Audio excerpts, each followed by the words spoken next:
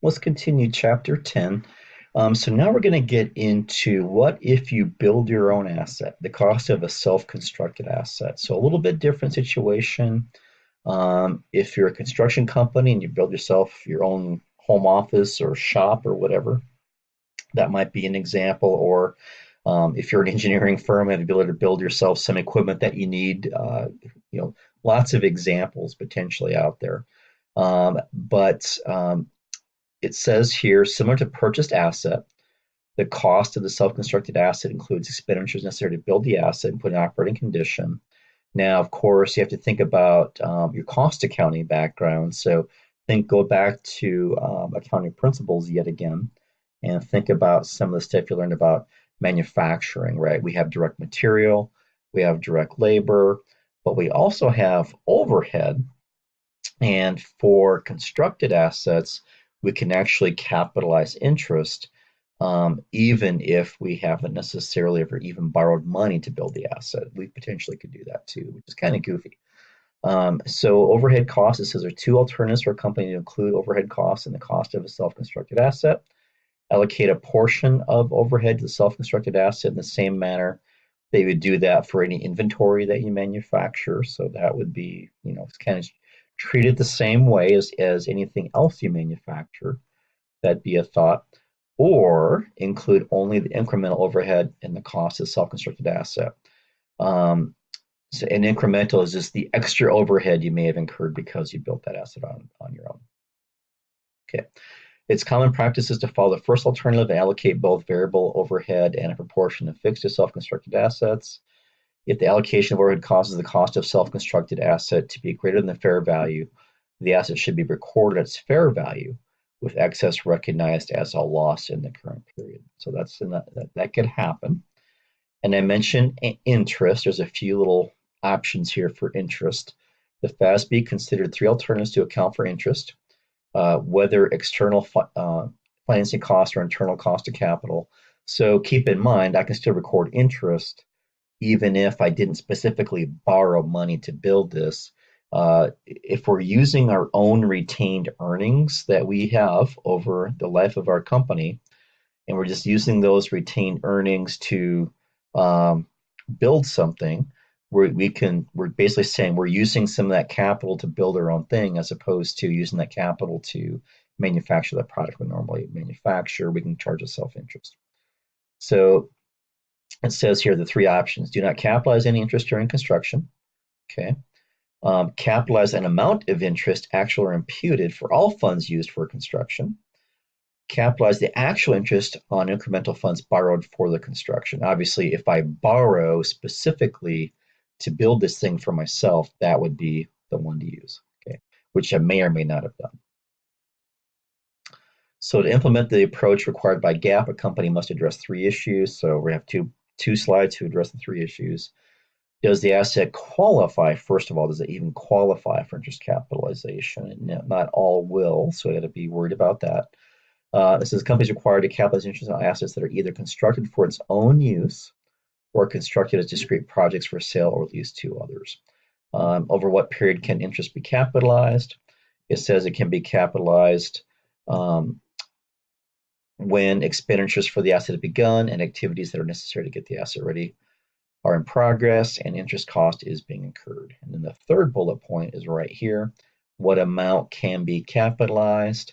The amount of interest capitalized for a qualifying asset is the portion of interest cost that could have been avoided if the construction had not been incurred. It's called avoidable interest. Okay, avoidable. How could I have avoided this? Yes or no? If I could have avoided that interest, then I capitalize it. So that's just the way the terminology that they use. So the process of doing this is the weighted average accumulated expenditures for the period. Basically, all of my construction expenditures weighted by the amount of time that interest could have been incurred. Determine the interest rate. And they'll have to give you the rate when you do your problems. Is it an internal weighted average? Is it something else? If we specifically borrowed money for the project, that might be the rate we use. It just depends. compute avoidable interest by applying the appropriate rate to the weighted average accumulative expenditures, and then capitalize the lesser, that's a key one here, the lesser of avoidable interest or actual interest. Okay, capitalize the lesser of the two. Okay. So walk us through an example, and you can read this and follow through it. So I'm just going to let you guys do that. Same thing is right out of your book also. So, but this is a good example. So when you follow, when you get to this in your homework, this is an example that you should kind of just take a look at and go, okay, this one should help me get there, and I promise you that it will. So it's just showing you what the various expenditures were, when they happened. The grand total's $1,200,000. They talk about some interest, some loans or some debt they already have on the books right here. Also, it says that they took out a construction loan for $1,000,000, 10% interest. And then this is that weighted average calculation. So the four steps we looked at earlier, these are the four steps. So if you can kind of relate those four steps to this slide, I think that'll help you understand it. So, I would just say, go back to the chapter, read each step and go, what's the step doing? Look at this example and go, okay, I can see here's the explanation, here's the numbers, I can correlate the two. That's the way to do that, especially for the first one, because that just kind of helps you see how they do that weighted average calculation. The interest rate that you're going to incur is because they're using 10% because they specifically went and got a loan. Okay, so that's why we're using that one. And that loan rate is 10%. We calculate the avoidable interest, and we compute actual interest, and we capitalize the lowest number, okay, the lower number, which is the 58,750.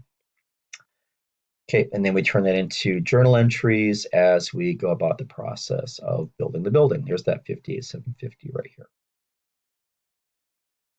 So that went to debit. Notice this debits building or construction in progress, which turns into an asset and not interest expense. That's the key. So anything that's debited to the building will turn into expense when we do the depreciation calculations. Okay. There's another example. So this is the same example with a twist. They're just changing a little bit of the assumptions just to show us a possible alternative. And you can see here in this example, it's expenditures are greater than borrowed. So kind of the same thing. We're going to get to a different answer though. Down here, we're not using the same interest rate. Now we're using a weighted average interest rate of the current debt that we have. So we already have some debt on the books, 2,000,000 at 12%, 4,000,000 at 13%. And we're kind of just doing a weighted average there to get what's our weighted average interest rate. And then we're using that as the calculation to get to the avoidable interest right here. Okay. And then you can see here actual interest, capitalized interest, and I'm debiting this with the 63,756. Okay, so just a couple of twists in the examples that'll help you quite a bit when you do your homework for chapter 10. Okay. All right. And then obviously, depending on the size of the asset that we're building, it's very possible that more than one fiscal period will be impacted. Really big buildings may take a couple of years or a year and a half to build. And so we just have to be, that adds a new layer of complication, obviously, if this is across a couple of different fiscal periods. Okay. But then it says here the total expenditure plus capitalized interest from the previous year is considered to be an outstanding expenditure as of the first day of the subsequent year. So that's probably the key thing to remember when you do that. So they're going to walk us through another example when it touches multiple years here. In this, we're going back to they borrowed the money. So it says in addition to $1,200,000 and 58,750 of interest in 2019, in 2020, so now we're going to add a year to the example. We incurred $350,000, these two amounts here, and we're still going back to they borrowed $1,000,000 at 10%. So we go through that whole process again here now, but now we're doing this for 2020. Everybody kind of recognized that.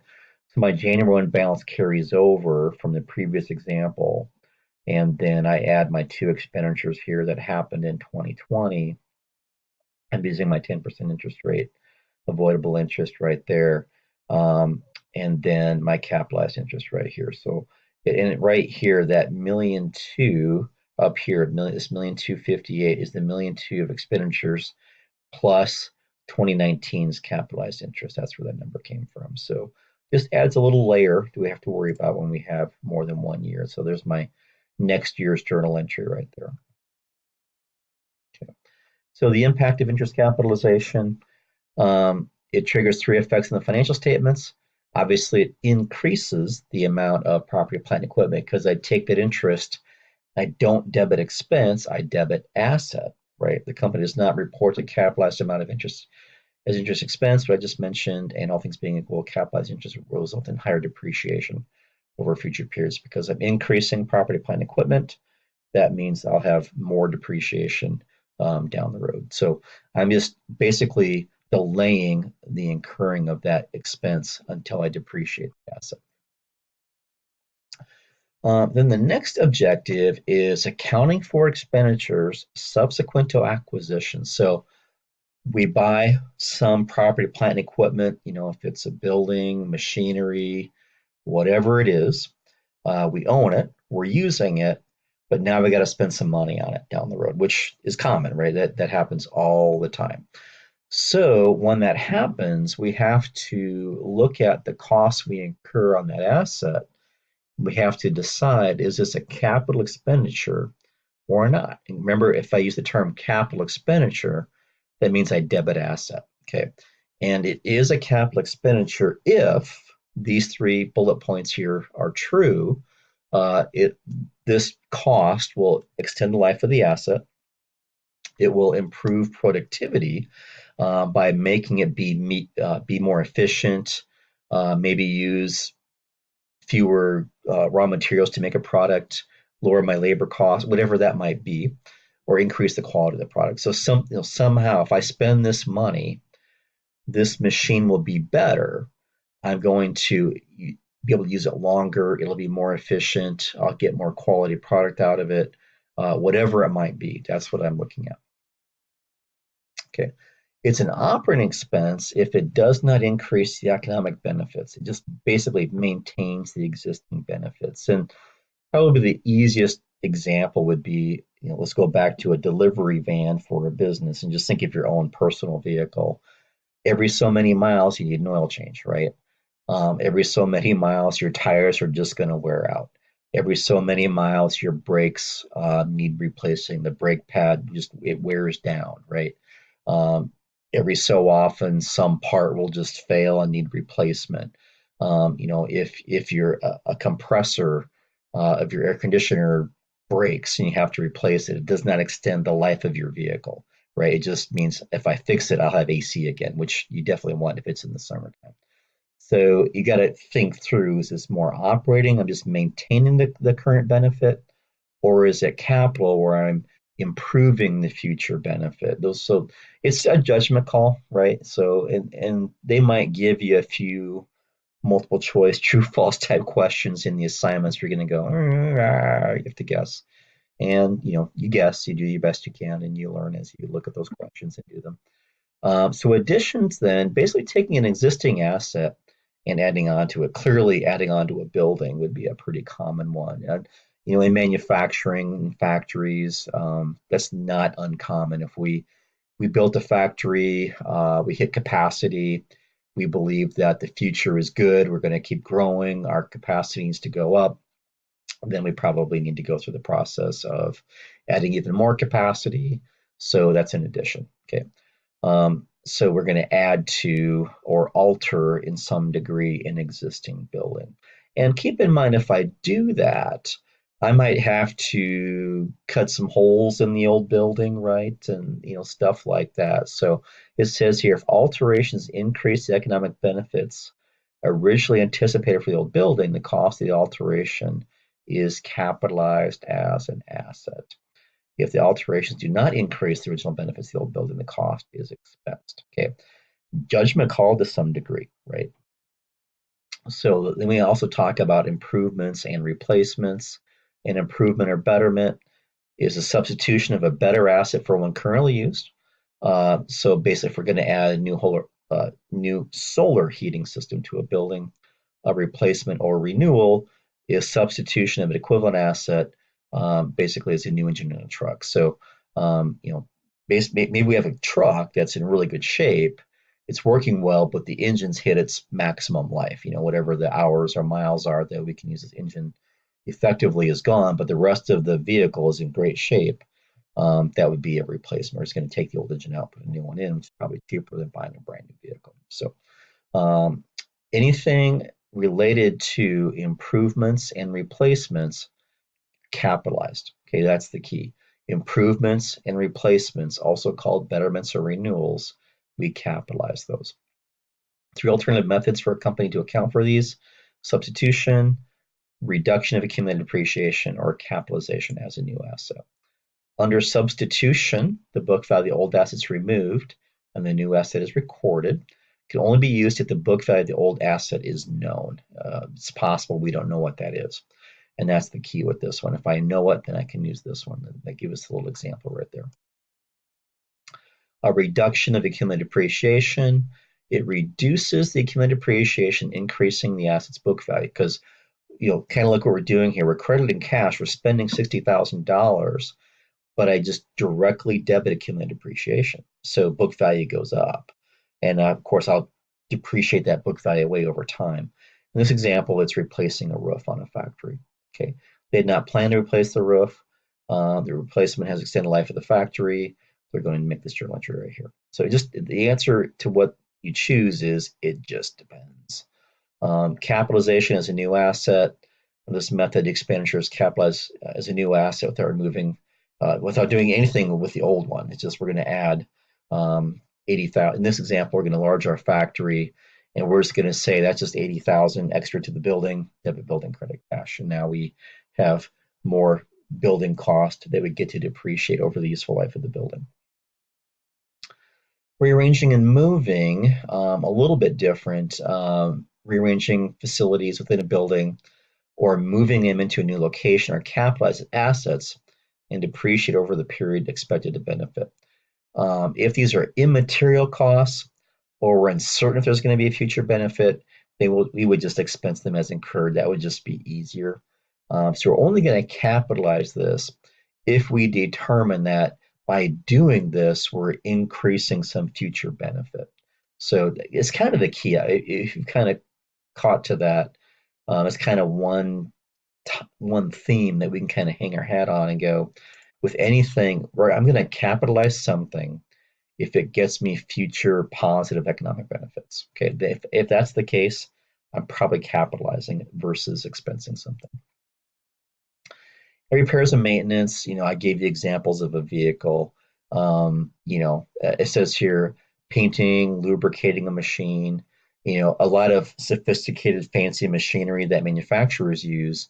It just needs routine maintenance, right? After so many hours of use, it needs maintenance. Oil is changed, lubrication is reapplied, certain parts might get replaced. We're not extending its useful life, we're just maintaining the benefit that we already have. So a little bit of a judgment call sometimes, yes, but that's the way that works. And then the last topic is a smaller one: oil and gas properties. This is how do you classify the costs when it comes to doing exploration of gas in the ground. Differences of opinion exist as the proper accounting for unsuccessful exploration activities. It says here, conceptually, any exploration costs that provide future benefits should be capitalized. But what do you do if you drill a hole and you get nothing but air, right? What do you do? So there's two methods: successful efforts and full cost. Successful effort says only the exploration costs that result in discovery of oil and gas are capitalized as part of the oil and gas reserve and amortized as that oil and gas is produced. What happens is you drill a hole or you find something, you spend the money to find it, you find it, then typically a geologist or somebody tries to measure how much gas and oil, you know, how much of the resource is in the ground that we just discovered. And then I basically amortize that as I produce it, as I extract it from the ground, I amortize that. Full cost is all costs that I incur obviously knowing I'm going to have some dry wells are capitalized, and then we amortize the oil and gas after we extract it from there. The principal difference is the treatment of the cost of dry wells. Both methods are widely used. And regardless of the accounting policy regarding exploration and cost, GAAP requires the following disclosures. So GAAP just says no matter which method you use, if you're a company that does this, here's a list of things that you must disclose in your financial statement. So you better have notes to your financials that explain all these points right here. Okay. So that was chapter 10, all things property, plant, and equipment. If you have questions, just let me know. Remember that in Cengage, there's kind of a study problem for every chapter. That's a good one just to kind of start with and see am I getting this? Is it making sense? If you're getting those problems correct, you're in good shape. There's always a homework problem that's worth 30 points for every chapter that is unlimited attempts. And the goal is just to keep working that until you get it right. Look at the feedback if you got something wrong so you can make adjustments to it, and so on. Those are all important things to do. And so don't um, do the required problem for each chapter. Some chapters have required problems. Don't do those unless you really feel like you understand everything. That's kind of one of the last things you would do for a chapter is those required problems. The quizzes, they're really more on the terminology of the chapter. So the way to study for a quiz is to just go through the terminology, make sure you know what it is, you've read the definitions of the terms, and you've also maybe looked at the review questions at the back of every chapter. The answers are posted in STInet, so you can look at the answer, look at the question. Those are just really good ways to review and get down to the point where you feel like, okay, I know this, I'll take the quiz. But the quizzes are small in points, or 10 points compared to the grand scheme of things, but they're really kind of there to force you to learn the terminology and some of the major concepts. Hope that helps. If you have questions, as always, just let me know.